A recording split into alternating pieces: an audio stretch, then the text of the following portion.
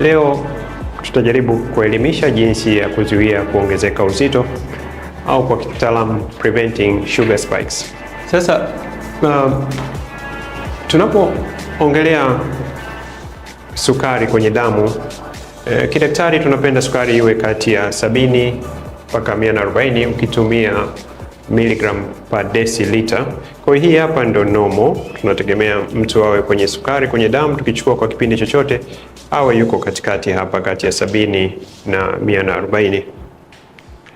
Lakini tunapoongelea sugar spikes, kwa definition inaelezea kwamba sukari inayozidi 180 kwa miligram deciliter au kwa kile kipimo kingine cha millimole izidi 10. Maana yake nini sasa? Ni kwamba sukari hii inapanda, hii kama hii iko karibu 110, hii ndio inaitwa sugar spikes.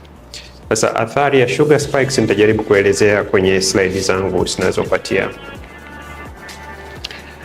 Kwa mfano, umekunywa chai asubuhi, na nitaonesha nani mbili tofauti ili iweze huyu aliyekunywa chai breakfast kutumia cornflakes, spike ya kwanza inakwenda mpaka kwenye 200, then akaja mchana akala mkate itakwenda mpaka kwenye 180, akija jioni akila wali itakwenda mpaka kwenye 200. Sasa milo ni ile ile mitatu. Tutizame upande wa pili. Mtu ambaye amekunywa oats, sukari yake haipandi sana, inakwenda mpaka kwenye 150, akaja kula mkate wa brown lunch na jioni akaja kula viazi. Kwa unaweza kuona tofauti ya vyakula vitakavyoongeza sukari yako kwenye damu. Na ongezeko la sukari kwenye damu lina athari yake nyingi. Magonjwa tunaona ya moyo, magonjwa ya shinikizo la damu, huko mbele inaweza kukupelekea kupata kisukari, kupata matatizo ya afya ya akili siku za mbeleni huko. Kwa utofauti wa vyakula ndo unakupa hizo sugar spikes. Kwa nilisema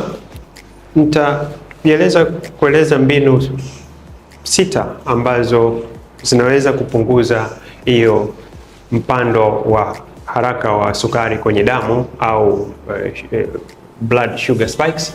Na mbinu ya kwanza ya kufanya ni kula vyakula ambavyo vina glycemic index iliyokuwa chini. Sasa glycemic index kwa lugha rahisi kabisa ni vyakula vyenye kuweza kuongeza sukari nyingi sana kwenye damu kwa mara moja, mara tu utakapokunywa pale, kama soda au kitu chote kitamu kile, asali ya kupitiliza. Na nitatoa mfano wa milo hii miwili. Kwa mfano, huyu amekula asubuhi, amekula cornflakes na hapa zinaongezewa na sukari na maziwa. Unaona sukari yake itapanda mara moja kwenda zaidi ya 200. Mchana amekuja kula mkate, then sukari itapanda karibu 190. Na jioni atakuja kula wali, spikes tena itapanda. Kwa hiyo kwenye damu saa zote kunatokea hizi peaks. Na kadri zinapopanda hivi na kongosho linatoa insulin. Manake lazima irudishe hii sukari chini, kwa sababu sukari kuwa juu ni hatari.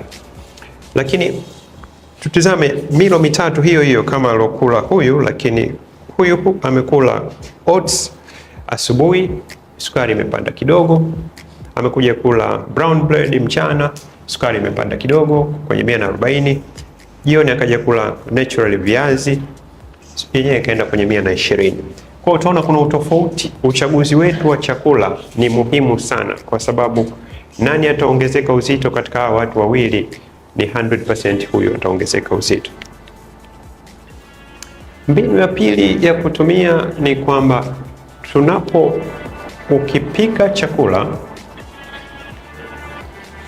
kwa mfano either ni wali au viazi, vinapopikwa hivi vinaitwa starchy food. Hivi vyote ni wanga. Sasa tunapokula kile chakula, huko kwenye njia yetu ya chakula, digestive system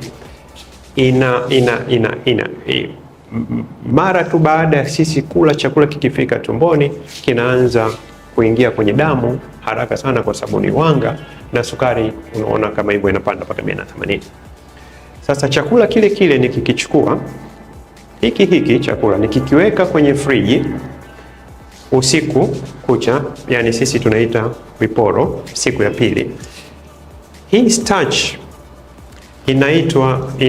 inapitia process inayoitwa retrogradation na inakuwa resistant, inakuwa, sina neno la Kiswahili rahisi, haiwi rahisi sana kunyonywa tena, kwa sababu imebadilika na imebadilishwa, imekuwa resistant.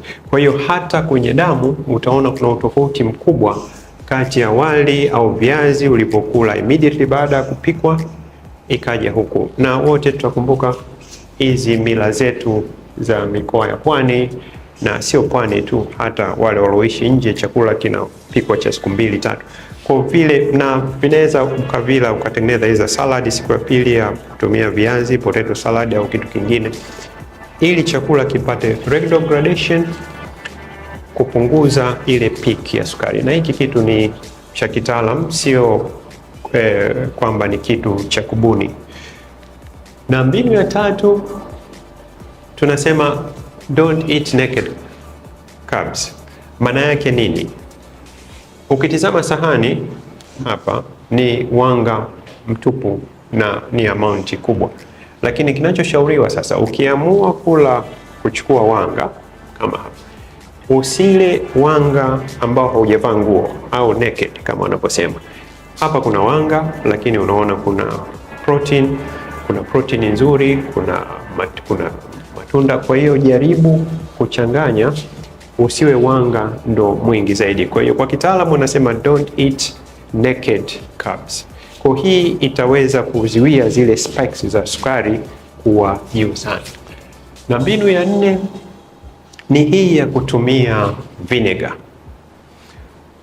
Ukiweka vinegar ina lactic acid, kama vile ukitumia limao lina citric acid. Ni kwamba nini inachofanya hizi acid zilizokuwa aidha kwenye ndimu au kwenye limao au kwenye vinegar, lactic, citric acid, kinachofanya hii, kwanza inapunguza kasi emptying ya chakula kutoka kwenye tumbo kuanza kuingia kwenye utumbo ambako ndo itakuja kunyonywa. La pili inachosaidia, kwa sababu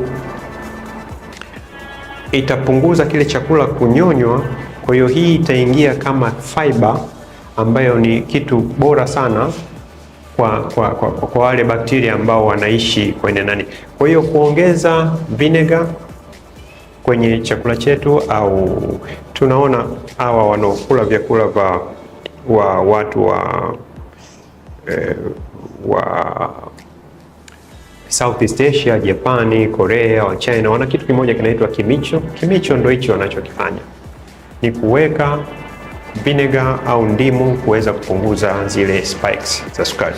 Kwa ni kitu muhimu sana watu waangalie, una chakula chako kingi ambacho kina wanga na nini, jaribu kuweka vinegar kwenye ile salad au mboga ya majani. Mara nyingi zinawekwa kwenye, na hata ukiingia kwenye haya mahoteli makubwa, mara nyingi utaona ile seasoning wanaweka ili kukat hiyo spike ya nani kwenye damu.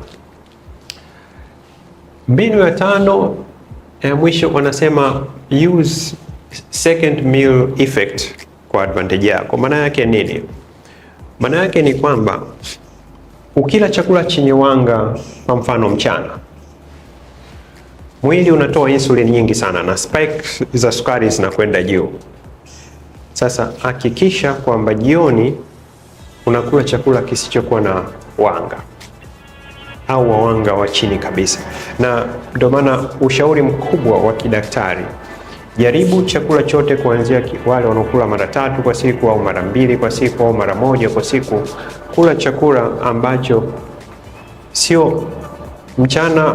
Mimi sili umekula chakula chenye protein kidogo, jioni umekula wanga mwingi, asubuhi umekwenda kula wanga kidogo. Kwa hiyo una swing, zile spikes zinakuwa zinapanda zinashuka. Ushauri mkubwa ni kwamba kama mchana umekula samaki, mboga za majani na wanga kidogo, jioni hakikisha umekula kuku na kitu kingine, ili vyakula hivi cha kwanza, kwa sababu kila wanga hapa, hata ukisema umekula kidogo, ukija kula wanga tena jioni, spike inakuwa kubwa zaidi kwenye damu, yani sukari inapanda kubwa zaidi.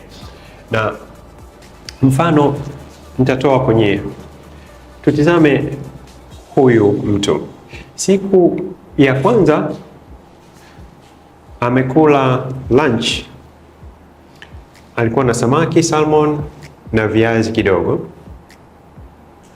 Hapa kuna protein na viazi hivi ni natural kidogo. Jioni amekula wali pamoja na vegetable. Tizama sukari yake ilipopanda, imepanda kidogo 120.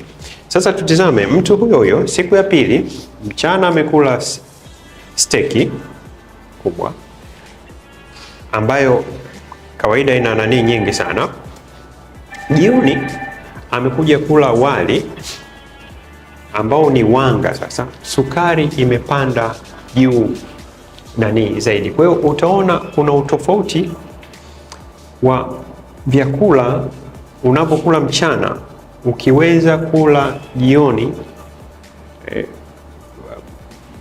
aina ile ile, lakini inategemea nini umekula mchana. Hapa tunaona wote sukari zinavyotofautiana kwenye damu. Hii iko karibu 180, wakati hii iko 120. Kwa vyakula vyetu tunavyoamua kula vina mchango mkubwa sana nini kinachoendelea ndani ya mwili.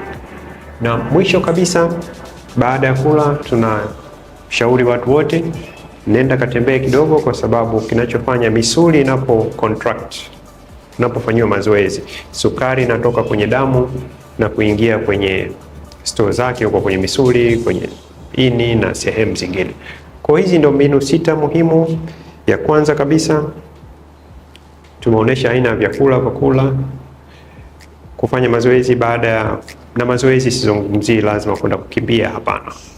Tembea, tumia hizo vinegar au ndimu au limao, kuweka chakula ambacho kinabaki jioni kikiliwa siku ya pili, ndani yake inakuwa chini kidogo, na kutizama nini umekula asubuhi, kiwe kinaweza kuwa kimebadilika, lakini level zake za nani zisiwe wanga mwingi, mwili ukaupeleka sasa hivi wanga mwingi kidogo, wanga chini.